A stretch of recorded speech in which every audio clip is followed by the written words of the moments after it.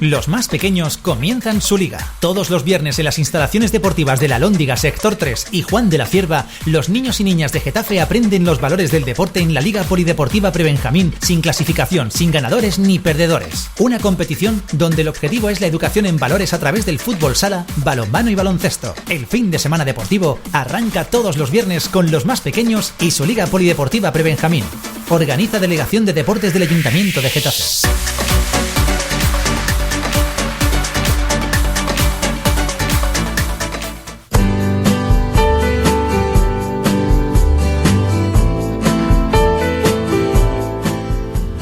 Bueno, ya estamos aquí otra vez, aquí con vosotros en Getafe Despierta, en Getafe Radio. Estamos, bueno, pues dispuestos y prestos y dispuestos para continuar con nuestro programa esta mañana y vamos a charlar, bueno, pues como cada viernes, en su sección, en la sección de la voz de la diáspora. Ya tenemos en el estudio a nuestros invitados y como cada viernes para hablar de refugiados, de asilo político, de eso, de la diáspora, nos acompaña en el estudio Hugo Paternina, concejal de Habla Getafe. Hugo Paternina, muy buenos días. Buenos días, José Luis, y una vez más, gracias por estar en este importante espacio. Hugo, hoy vamos a hablar, la semana pasada hablamos de la diáspora gitana y hoy vamos a hablar de otra diáspora muy, muy importante. Preséntanos tú al invitado. Bueno, en la mañana de hoy vamos a trabajar el tema de la diáspora o las diásporas del África subsahariana, o el África negra como algunos denominamos. Y decimos África negra para reivindicar positivamente lo negro. Lo negro, como decía alguien en algún momento, también es hermoso. En la mañana de hoy contamos con un importante intelectual de Benín. Tiene una larga presencia en este país, lleva más de 11 años viviendo en España y varios años como vecino de nuestro municipio, de Getafe. Él es Romeo Baguidi, es licenciado en Filología Hispánica y además es doctor en Humanidades por la Universidad Carlos III. Su área de especialidad es fundamentalmente las lenguas y las migraciones internacionales. Y hemos querido invitarle en la mañana de hoy para hablar de las diásporas del África negra en España. Buenos días, Romeo. Muy buenas, querido Hugo. Muchas gracias por invitarme a esta tertulia. Hablar de las diásporas negroafricanas de alguna manera nos remite a los orígenes de la humanidad misma. Si Carlos Marx dijo en su momento que la historia de la humanidad era la historia de las luchas de clase, hoy podemos decir sin ningún recato ni rubor que la historia de la humanidad es la historia de las migraciones. Sí, absolutamente, claro, porque de hecho todo el mundo reconoce, incluso los más reacios, que la cuna de la humanidad es África. Y las investigaciones científicas han ido demostrando esto, independientemente de las ideologías religiosas o de las posturas diversas científicas, como debe ser. Y está claro que, digamos, las migraciones son fenómenos naturales, son fenómenos antiguos, tan antiguos como la propia creación humana, ¿no? Porque de ahí es de donde han ido, digamos, transformándose cosas, los territorios, los espacios, las cohabitaciones, lo que llamamos ahora las convivencias, pero no solo de la transformación biológica del ser humano y mental, sino también de la transformación de los espacios. Y ahí es muy importante que empecemos a recalcar de una vez por todas que las migraciones no son cosas negativas. sino todo lo contrario. Las migraciones son cosas muy positivas y deben ser consideradas como tal. Otra cosa es que se quieran estigmatizar algunos aspectos de estas migraciones que por intereses varios y por posturas políticas se quiera, luchar contra ellas, ¿no? O controlarlas, como se suele decir. Pero no cabe duda de que el origen de la humanidad es África, y más precisamente África negra, si lo queremos ubicar geográficamente, ¿no? La parte de, la zona de Uganda y toda esta parte, ¿no? del África, África austral, para no decir el África, sí, la parte esta. Entonces es muy importante que empecemos a situarlo como tal, y a partir de ahí vamos a ir viendo un poco todas las aportaciones diversas que han ocurrido un poco en diferentes contextos, y que es menester que la gente reconozca, aprecie más allá de todo lo que vamos viviendo, de todo el miedo que se pueda vivir por desconocimiento fundamentalmente.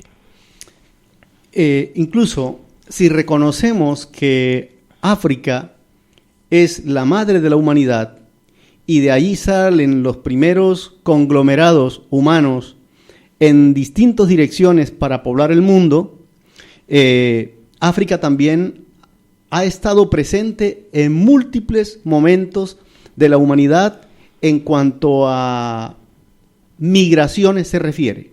Hablamos de esa primera gran migración hace 2 o 3 millones de años, pero en el contexto de la esclavización de los pueblos negroafricanos también encontramos otro gran proceso migratorio, ¿sí?, que provenía fundamentalmente de las costas occidentales de África hacia Europa y de aquí hacia los hoy países de América Latina. ¿Qué nos puedes comentar de ese otro gran momento diaspórico de la cultura negroafricana? Claro, sí, es un tema muy, no solo sensible, sino muy realista, lo que estás planteando, Hugo. Es lo que más se conoce en términos de diáspora africana. Empezó realmente a partir, del fenómeno, del gran fenómeno de la trata negra, la trata transatlántica. Y eso es así como que toda, más allá de que el término diáspora realmente nació por los judíos, y se constituyó principalmente en las diferentes comunidades en el extranjero de los colectivos judíos. Luego este término se trasladó a otros colectivos, tanto africanos, asiáticos, como europeos y americanos, por referirse a la presencia de sus paisanos, de sus conciudadanos en el exterior. En el caso de los africanos, como decía, empezó realmente el término diáspora africana por la trata negrera, por la gran presencia que provocó y que se ha nutrido a raíz de esta lacra, como diría yo. No vamos a ser victimistas, pero es real que ha sido realmente un gran movimiento, tremendamente horroroso. Y hay que remontar un poco más allá de lo que se conoce, porque mucha gente conoce simplemente la trata negrera que empezó en torno al siglo XV, pero hay que remontar un poquito más, sabiendo que ha habido también una trata negrera, una trata de esclavos desde África por los árabes en el siglo IX. Zanzíbar. Claro, exactamente, el Zan.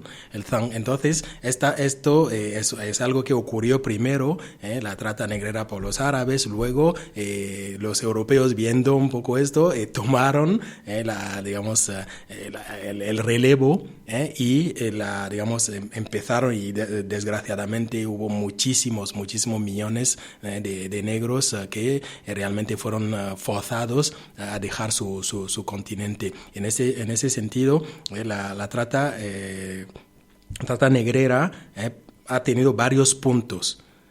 lo más conocido, lo más grande probablemente ha sido la parte del África occidental por los diferentes puntos de salida, puntos de partida, de salida de esclavos, como sabemos, Gorée en Senegal, Ouida en Benín, pero también existen otros puntos de partida como la República Democrática del Congo, ex-Zaire, de donde partieron también muchos, y otros países de estas partes de donde salieron bastantes esclavos. Y para dar una idea estadísticamente rápidamente han salido más de 4 millones, digamos, más de 4 millones en solo algunas zonas del África central y austral. Más de 8 millones salieron del África occidental y mucho más. Son estadísticas, nos quedamos cortos realmente, y hay que decir que mucho más de los que muchos murieron evidentemente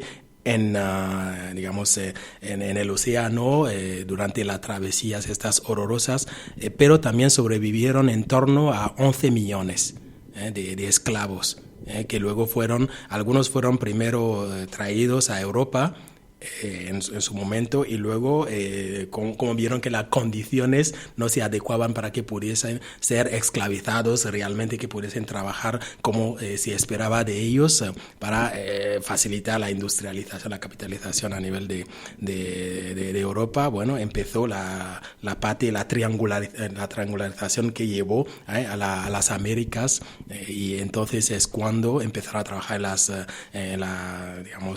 en las plantaciones de caña de azúcar y muchas otras más cosas que ya conocemos de sobra. ¿Vale? Entonces, todo este panorama general es para que la gente vea que ha habido millones y millones de seres humanos que salieron del continente cuna de la humanidad, que algunos vinieron a Europa, otros fueron llevados y muchísimos a Asia, otros, y la cantidad que más se conoce, fueron llevados a las Américas. Yo digo las Américas porque realmente sabemos que está América del Norte, pero está América del Sur y América del Centro, pero yo prefiero decir las Américas porque al fin y al cabo todo esto ha sido construido realmente por personas que han venido de muchas otras partes, reivindicando, insisto, en los aborígenes, los autóctonos americanos, ¿no? Pero los demás que han hecho un poco esta fusión desde mi punto de vista con los autóctonos americanos han sido todos estos esclavos y todos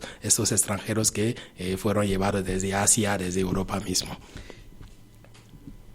Al escucharte queda patentizado que el desarrollo del capitalismo en la vertiente contemporánea no puede verse sino en franca conexión con el aporte de los pueblos negroafricanos en ese movimiento diaspórico forzado.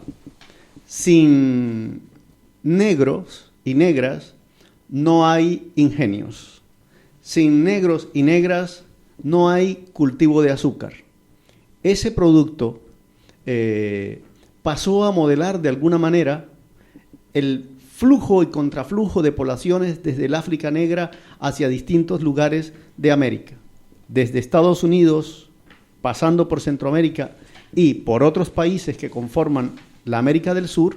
La presencia negroafricana es un hecho más que evidente.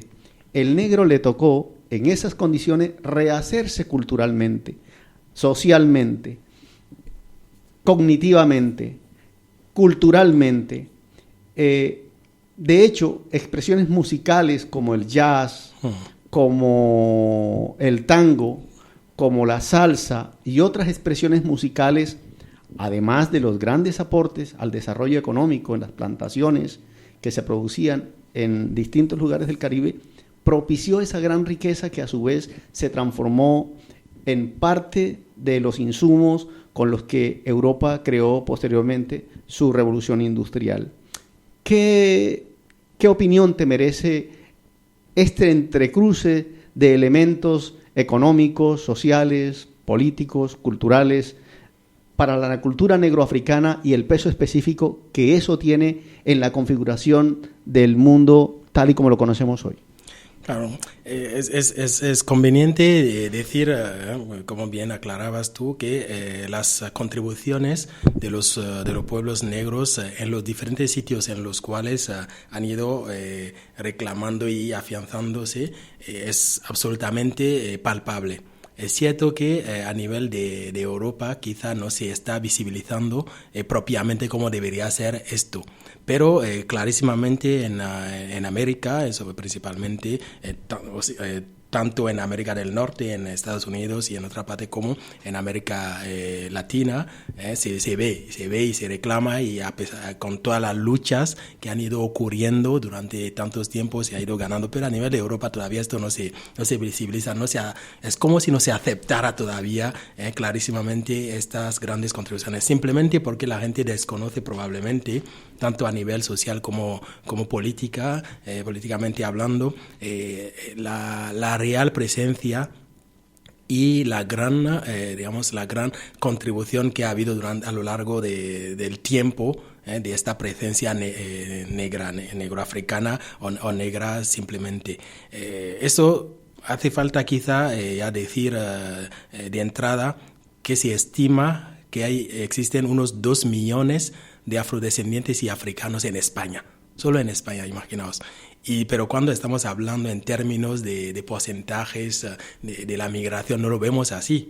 Es muy difícil verlo así. Yo lo entiendo simplemente porque cuando hablamos de afrodescendientes estamos mezclando ya muchas otras cuestiones sociodemográficas y de conceptualizaciones. Claro, porque los que son negros y que evidentemente se han casado con españolas o con españoles, sus hijos, dependiendo de cómo se identifiquen, bueno, pueden ser afrodescendientes, pero reclamándose simplemente a español. Ahí ya la cuestión sociodemográfica puede interferir, pero las estimaciones, como decía, prevén que existen unos 2 millones, que no es poca cifra, porque estamos hablando de una población de 47 millones de habitantes en España.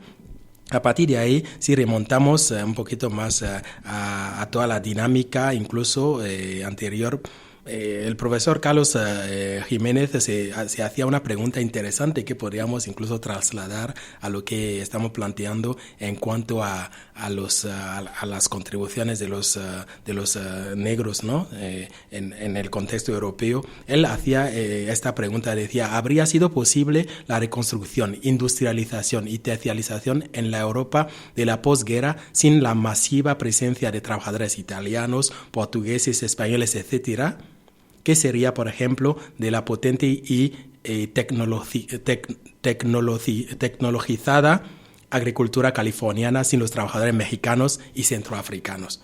Entonces, de la misma forma, esta pregunta se puede hacer diciendo que hubiera sido realmente posible toda este desarrollo sin la presencia de los antiguos esclavos y principalmente ahora de los negros en los diferentes contextos, tanto europeos en general como españoles en particular. ¿A qué crees tú que se debe ese proceso de invisibilización de los aportes de la cultura negroafricana en Europa y en España en concreto? Fundamentalmente yo digo por ignorancia. En términos generales es por ignorancia, porque se ha ido analizando simplemente en términos porcentuales, viendo esto como una minoría muy pequeña, porque evidentemente cuando hablamos de la presencia migratoria subsahariana en España, por ejemplo, es mínima en cuanto que nos atañemos exclusivamente a las migraciones recientes. Y eso hace que las migraciones más notables son la marroquí y las de los otros diferentes países de América Latina. Entonces, cuando se mete todo esto en el mismo paquete, se considera como que es algo mínimo. Y eso hace que lo único que se percibe, al fin y al cabo, son las diferentes formas de llegada recientes de los migrantes del África subsahariana, es decir, por Patera, por Cayuco y por otras formas muy, muy dolorosas, ¿no? A través digamos, del Mediterráneo o de Ceuta y Melilla, etc. Entonces, esto hace que realmente no se perciba esto más que una minoría. Y deberíamos ir un poquito más allá. Por esto estaba yo hablando de esta cifra simbólica, pero muy, muy interesante, de 2 millones de afrodescendientes y africanos en España concretamente, ¿no? Y a nivel de Europa la cosa ha ido también cambiando poco a poco, pero no del todo, en el sentido de que en Inglaterra, por ejemplo, en Francia, en Bélgica, incluso en Holanda, hay una presencia mucho más larga de africanos, de afrodescendientes, por la tradición colonial y por las relaciones países que se han ido entreteniendo. Y eso no ha sido el caso de España, por ejemplo, ¿no? España ha tenido solo Guinea Ecuatorial como colonia, en África negra quiero decir, pero no ha mantenido realmente este flujo de intercambio, diríamos, diplomático, si no es por las cuestiones meramente comerciales que a veces incluso no se dan a conocer realmente, ¿vale? Entonces eso hace que hay una visibilización, hay una invisibilización simplemente desde mi punto de vista, por ver que es una minoría que hay que ir, digamos, recalcando para que la gente vea lo positivo de este intercambio, de esta convivencia, más allá de los estigmas que salen muchas veces en los medios de comunicación por los pocos segundos que se dedican a los paisanos que vienen de forma muy dramática. Efectivamente, en Francia, Bélgica, Inglaterra, son países con una larga presencia en África subsahariana. Y eso ha posibilitado un flujo y reflujo de personas en una y otra dirección, pero el caso español no lo ha sido tanto en relación con la cultura negroafricana, dado que, como lo planteabas hace un momento, el proceso colonizador de España hacia el África negra se centró fundamentalmente en Guinea Ecuatorial. Los guineano-ecuatorianos y ecuatorianas tienen una presencia en este país más o menos consolidada a partir de los años 60. ¿Sí? De ahí para acá arranca un proceso de mayor visibilización.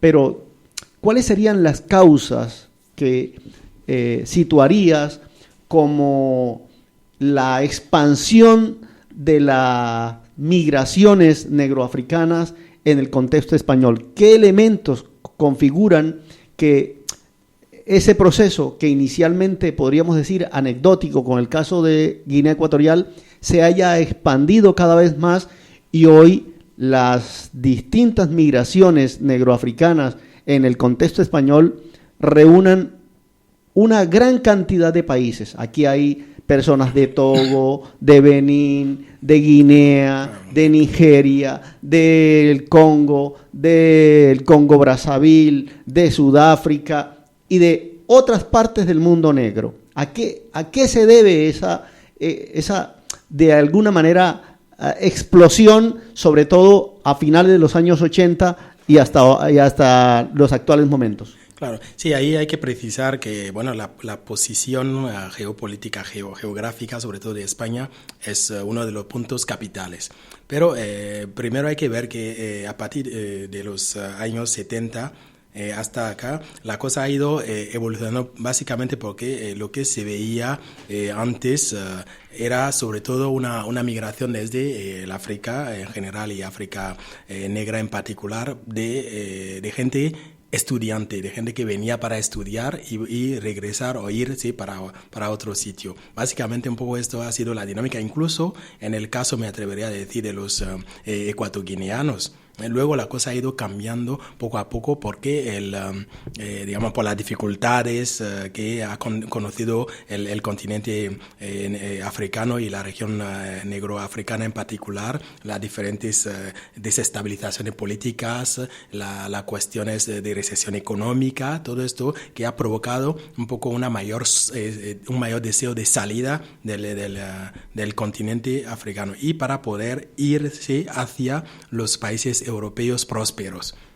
Y la gente siempre ha tenido en mente irse hacia Inglaterra por cuestiones primero de, digamos, de relaciones, como comentábamos antes, coloniales, antigua relación colonial, y por cuestión de idioma, o irse a Francia en el mismo caso, o a Bélgica, porque, claro, como antigua colonia, la mayoría de los países son francófonos o anglófonos, en el caso de Nigeria, de Ghana y de otros. Y en algunos casos tenían nacionalidad, eran reconocidos como nacionales de estas potencias metropolitanas. Por ejemplo, el caso de, digamos, de los congoleños, de la República Democrática del Congo, que tenían esta relación de, digamos, con Bélgica, que era, digamos, la finca, diríamos, del rey belga, ¿no? Del rey Leopoldo en su momento. Entonces podían tener un poco tenían como esta facilidad de irse a Bélgica, pero la gente con este proceso, los procesos migratorios son muy tedios, muy dinámicos. En este caso la gente pasaba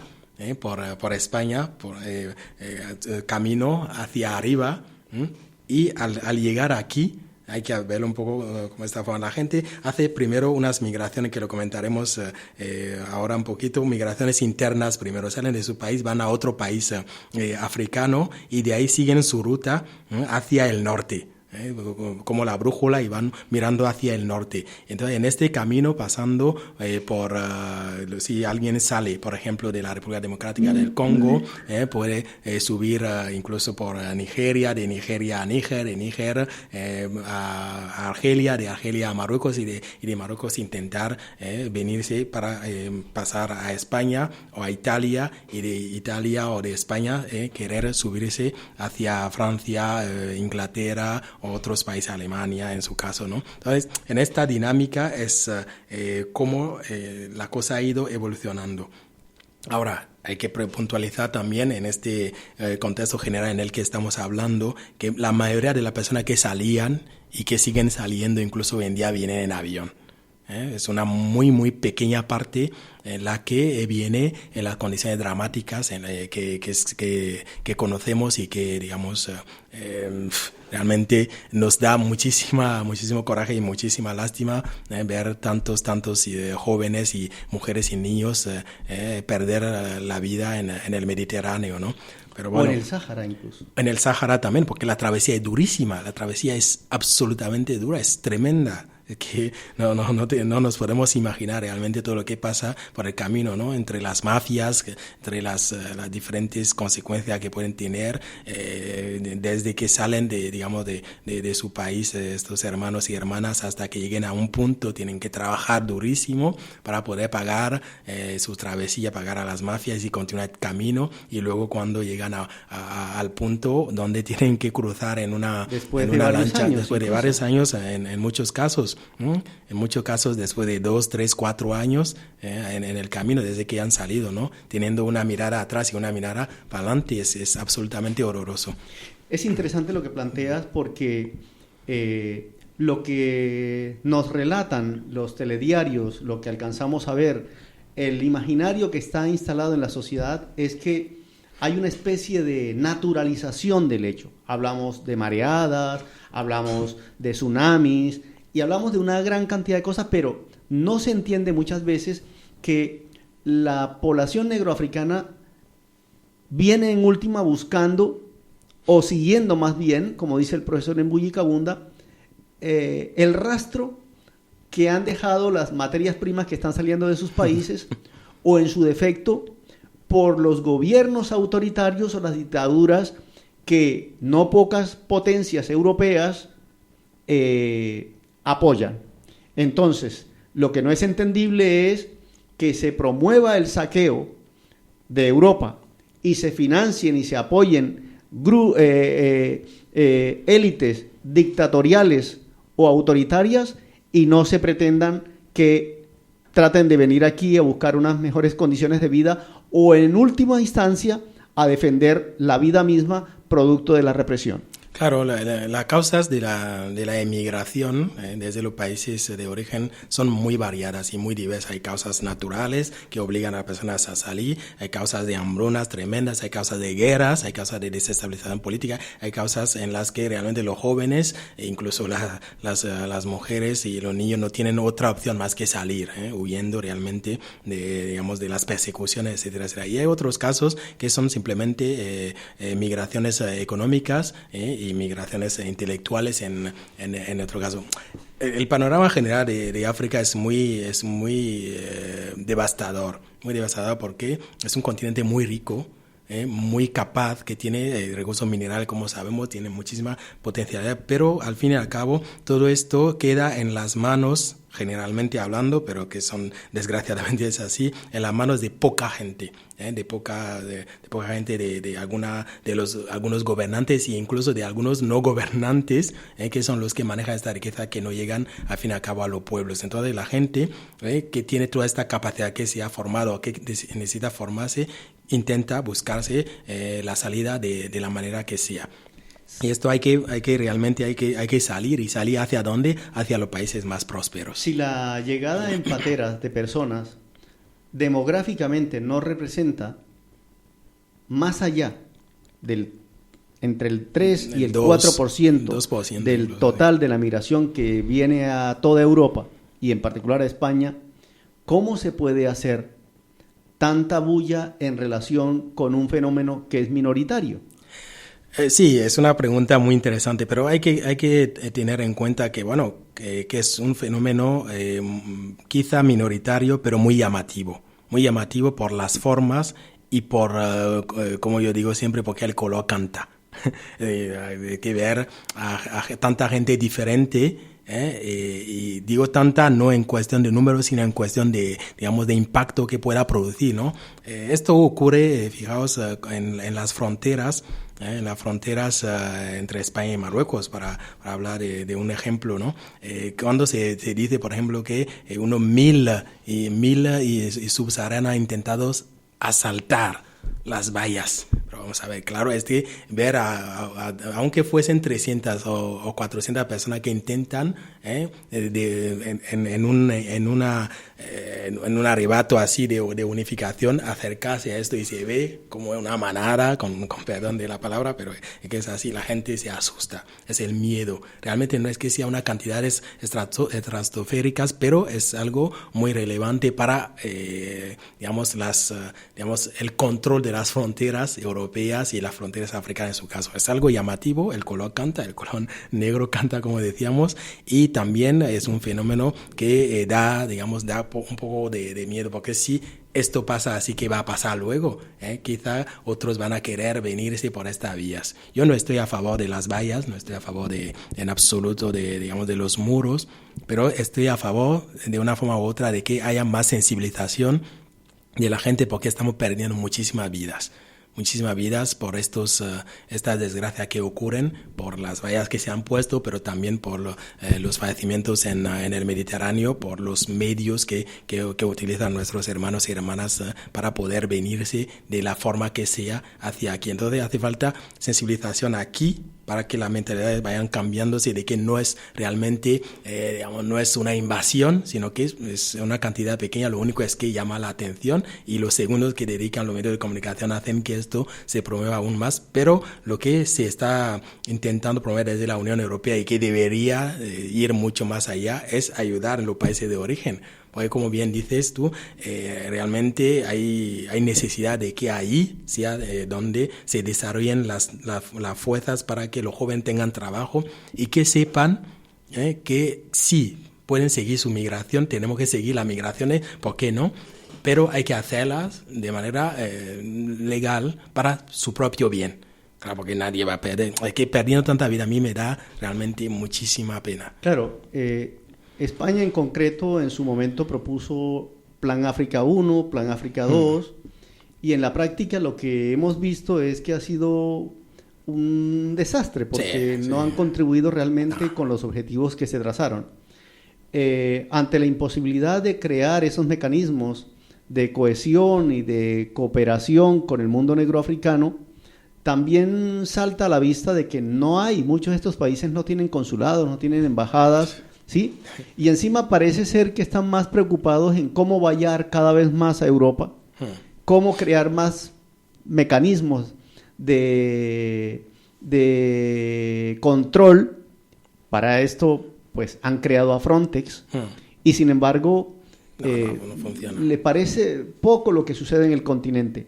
Muchas personas están huyendo por el desarrollo de conflictos armados, ¿sí? Cuyos principales proveedores de armas son europeos, ¿sí?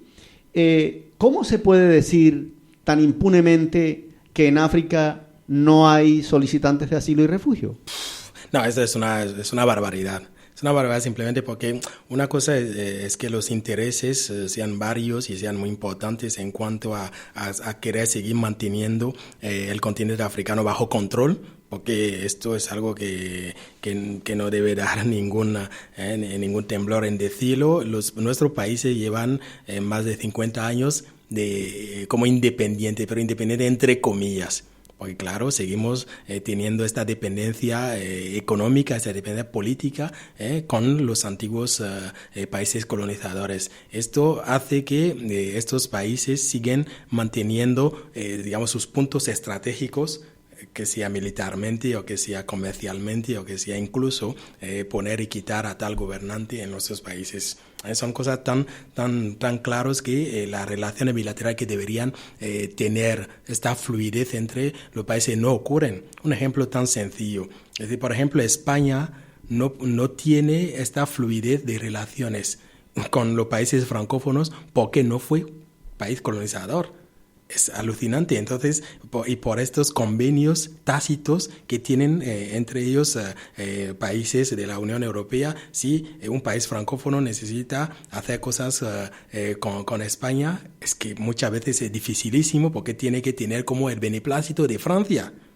Es que son cosas tan alucinantes que a mí me dejan realmente perplejo en algunas ocasiones, ¿no? Entonces tiene que haber como una triangularización de las cosas, y esto hace que muchas veces muchos de los de estos diferentes países del África subsahariana no tienen ni siquiera representación diplomática aquí, porque jurídicamente dependen de las embajadas, sus embajadas en Francia, en París, que es como una embajada plenipotenciaria, ¿no? Que tiene la sede en París, por ejemplo, y luego tiene, digamos, jurisprudencia sobre España, sobre Grecia, sobre Portugal, sobre Andorra. En el caso concreto de mi país, de Benín, por ejemplo, es así. Y nosotros, cuando tenemos que hacer algo, tenemos consulados o 2 consulados honorarios, que son cónsules españoles, que son los que tienen que traer. A la gente le deja realmente alucinado, anonadado cuando les cuento eso, pero es que es una realidad. Tenemos cónsules honorarios y son 2 españoles, uno en Barcelona y una en Madrid, los que tienen que hacer esa gestión. Y tampoco es que se les facilite para que hagan su trabajo en ese sentido, porque son honorarios. No son ni siquiera cónsules como debe ser, ¿no? Entonces, si nosotros necesitamos hacer algo, tenemos que referirnos, en este caso, por ejemplo, a París. Yo no voy a pagar un billete de avión Madrid-París para ir a pedir una documentación. Son cosas así que hacen que realmente las relaciones estas no son tan fluidas y no permiten digamos, esta independización real, este crecimiento y este apoyo de este desarrollo, porque migración y desarrollo van de la mano. Y los diferentes planes África que se han establecido al principio son cosas que a nosotros no pensábamos que iban a tener realmente cierta relevancia, pero al fin y al cabo han sido como instrumentos diplomáticos para promover algunas relaciones comerciales y simplemente con algunos países principalmente, porque no todos los países son prioritarios, como bien sabemos. Claro. en cuanto a estas relaciones, pero los otros países que necesitan meterse en esta dinámica tampoco tienen estas facilidades, porque como bien subrayabas, no hay representación diplomática aquí, y mientras viene a presentar sus cartas de credenciales el embajador recién nombrado que tiene sede en París o en Bruselas al rey de España, pues ya imagínate el tiempo que tiene que tomar eso para que los ciudadanos sepamos un poco cómo tiene que funcionar la cosa. El Finisterres, el fin de la frontera europea por el sur, se nos dice que está en Ceuta y Melilla, ahí en Gibraltar. Pero realmente lo que estamos viendo es que va mucho más allá. La frontera está más abajo de Nigeria, porque los operativos de Frontex con algunos gobiernos colaboracionistas de África, están contribuyendo a crear una especie de estado de excepción doblemente fortalecido en sus países. Si ya tienen estados de excepción, ahora se está tratando de evitar que lleguen aquí poblaciones de distintos lugares de África. Y si vienen, tienen que saber que puedes terminar en un centro de internamiento. ¿Qué opinión te merece a ti esta dura realidad en contra de la población negroafricana, que entre otras cosas son muchos los que están allí en estos centros? Sí, bueno, sí, realmente, bueno, antes preguntaba sobre lo de digamos, la poca consideración de los solicitantes de asilo y refugio viniendo de los países del África negra. Y eso viene a cuento de que, bueno, primero España es uno de los países que pocas solicitudes de asilo y refugio concede. Yo creo que el año, si no me equivoco, con los datos que han ido saliendo, generalmente el año pasado han sido apenas el 2% de los solicitantes de asilo y refugio lo que han podido obtener esto. Entonces, esto ya, por ejemplo, es una de las cosas que se critican, porque una persona que pide asilo es porque las condiciones realmente lo exigen, ¿no? Exigen y cuando se analiza debería agilizarse realmente los procedimientos administrativos para que esta persona no sigan un poco con este traumatismo que les ha obligado a salir de sus países. Otra cosa distinta, en mi opinión, sería, digamos, las migraciones que muchos hacen aunque fuese porque los países están conociendo, como comentábamos antes, dificultades tremendas que lo sabemos. Estas migraciones que se hace porque se quiere ir a buscar aventura, ir a la aventura simplemente. Ahí es donde es muy complicado, porque aunque se explique a nuestros conciudadanos ahí en los países, no lo creen. No creen que aquí tampoco se está viviendo bien, que cuando vengan aquí van a estar... No es el paraíso, pero no lo creen. Y cuando se ponen en este camino de la aventura es cuando empiezan a vivir un poco estos dramas que comentábamos antes, y es muy difícil. De modo que, por una parte, es cierto que estos controles son inhumanos, son muy, muy inhumanos y que cabe criticarlo, pero por otra parte, reconociendo que la tarea se tiene que hacer en los países de origen nuestros, con la aportación absoluta, la concienciación, la escucha activa de los de la diáspora, que podemos dar una visión objetiva de lo que está pasando aquí para que los que están ahí sepan que realmente no es el Eldorado lo que están buscando, lo que está aquí. Es cierto que cada país y procura, digamos, controlar, limitar un poco sus fronteras. ¿Esto qué quiere decir? Que la mayoría de los países, al estar viviendo también esta crisis y todas estas cuestiones, se agarran a esto, que no es una justificación total, pero agarran a esto para decir, mira, vamos a intentar controlar mejor, con medidas represivas, estas migraciones, estos flujos que van llegándonos de diferentes partes. Y es lo que conduce a la creación del Frontex, que no está funcionando como debería ser. Algunos dicen que por falta de medios, pero por otra parte yo creo que es por falta de análisis, de diagnóstico real de la cosa, de cómo pasan y de otros elementos mucho más interesantes. Los que nos hemos dedicado a analizar el tema migratorio y de asilo y refugio, sabemos que en el mundo de la migración no se juega con una suma cero. Es decir, que lo que ganan unos los pierden otros. ¿Qué gana y qué pierde África con esta salida de jóvenes? Porque la población negroafricana que sale es mayoritariamente joven. ¿Qué gana y qué pierden los países negroafricanos? ¿Y qué gana y podría perder Europa con la presencia de estas diásporas africanas en sus territorios? Claro, es una relación muy, muy interesante, porque en todos los contextos posibles, analizándolo, los países de origen, los países de emisión ganan y pierden. Ahora concretaré, y los países receptores también ganan y pierden absolutamente. Ahora bien, en mi opinión, los países africanos están perdiendo mucho más de lo que ganarían. pierden, digamos, valor humano, que es lo esencial de lo que pueda favorecer el desarrollo del continente en general y de los países en particular, porque la mayoría de los jóvenes que deberían trabajar, luchar para y por el desarrollo de sus países están deseando salir. Incluso los más formados, los mejores formados, están deseando salir. Un ejemplo concreto, hay gente que se ha preparado, se ha formado allí en los países nuestros, han salido fuera, venido por ejemplo a España a estudiar un posgrado, han acabado y volvieron a sus países, pero no podían encontrar trabajo.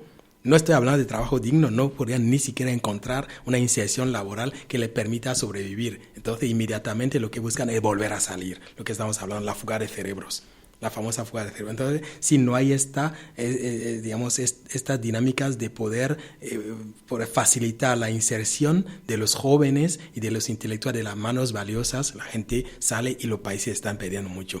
Es cierto que los países ganan en cuanto que se puede liberar, para cuando la gente sale ahí se libera un poquito la bolsa de solicitud de empleo, que es realmente eso, entonces otros podrían encontrar, pero ya estamos hablando de que no hay realmente empleo. Pero por otra parte se gana sobre todo porque cuando salen los jóvenes y las personas no tan jóvenes afuera, luego hay las remesas que envían, que en muchos casos son muy, muy importantes en el desarrollo económico de los países. Y por otro lado también la democratización.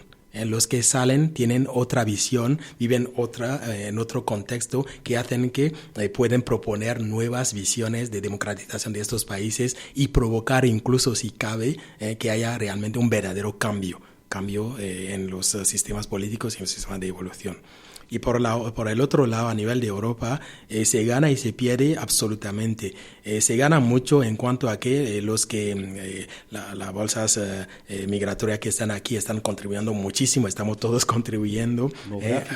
Claro, económicamente, en la seguridad social, estamos permitiendo que se mantengan las famosas pensiones, rejuveneciendo al país, porque esto es uno de los datos importantes, rejuvenecer al país, porque se dio cuenta, las últimas estadísticas que salieron de la población española decían que había envejecido mucho la población española concretamente, porque se habían marchado muchos inmigrantes, incluso nacionalizados, se volvieron a sus países, principalmente los de diferentes países latinoamericanos. Eso se ha notado inmediatamente en cuanto que ha habido por primera vez más personas mayores que más nacidos, más muertes que nacimientos en España. Entonces, las migraciones favorecen también el rejuvenecimiento de la población, el mantenimiento de las pensiones, la contribución a la seguridad social, el cambio incluso en el panorama geoespacial de España, porque hay una mezcla muy interesante. Ya la diferencia ya no es algo que dé miedo, sino que favorece a que se vea que una persona negra que puede ser una persona absolutamente que no choque, que el cambio no choque, que una persona latina, una persona árabe es uno más en esta sociedad, ¿no? Como suelen decir algunos de los nuevos vecinos, los residentes extranjeros contribuimos realmente a que también este país se haga más diverso, más interesante, más dinámico y más joven. Entonces, por otro lado, pierde en el sentido, realmente ahora mismo no se me ocurre en qué pierde. Podríamos ver, por ejemplo, la especulación urbanística en su día, claro, lo que tuvo que ver con el aumento de los alquileres, ¿sí? Que fue un elemento notorio. Claro.